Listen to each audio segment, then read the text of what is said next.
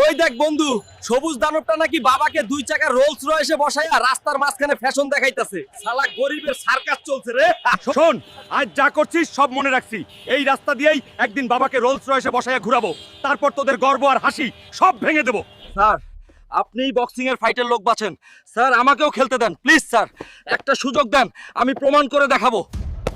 এই দেখ, Hulk Rahim the tiger আর কাবির আয়রন ফিস্ট 5 বছর ধরে চ্যাম্পিয়ন, এদের সাথেই লড়বি ভেবে বলছিস তো? জি স্যার, আমি লড়বো। আজকের মেগা ফাইট, ইন্ডিয়ার হাল্ক বনাম রহিম দ্য টাইগার। এই নাকি ইন্ডিয়ার ফাইটার? এত দুর্বল মানুষ পাঠাইছিস কেন?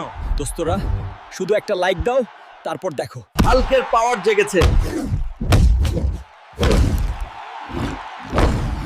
হাল্ক, তুই প্রমাণ করছিস একজন ইন্ডিয়ান কি করতে পারে। এখন তুই যা চাইস সবই করতে পারিস, যা। বাজ বাপু,